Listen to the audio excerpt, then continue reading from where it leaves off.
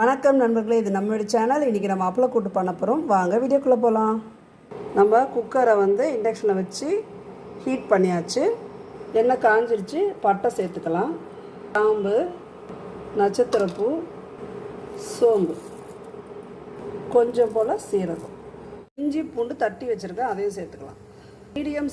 Medium size வெங்காயம் சேர்த்துக்கலாம், cut பண்ணி. ஒரு பெரிய சைஸ் தக்காளி கட் பண்ணி சேர்த்துக்கலாம். இதை நல்லா வதக்கி எடுத்துக்கலாம். இது கூட ஒரு சின்ன உருளைக்கிழங்கு கட் பண்ணி சேர்த்துக்கலாம்.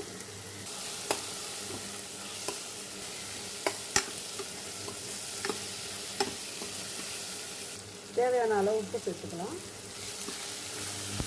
இப்போ மிளகாத்தூள் சேர்த்துக்கலாம். இப்போ இதில் ஊற வச்ச கடலைப்பருப்பு சேர்த்துக்கலாம்.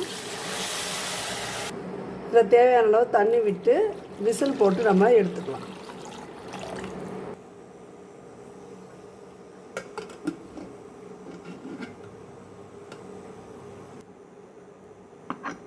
இப்போது விசில் வந்தவுடனே அதுக்கப்புறம் என்ன பண்ணுறதுன்னு பார்க்கலாம்.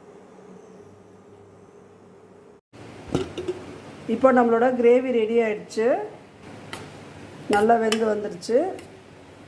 இப்போது அடுப்பில் கடாயை வச்சு எண்ணெய் ஊற்றி அப்பளம் பொரிச்சிக்கலாம். நான் ஒரு 5 அப்பளம் எடுத்து வச்சுருக்கேன். இதை பொரித்து எடுத்துக்கலாம். அப்பளத்தை நம்ம பொரித்து எடுத்துக்கலாம்.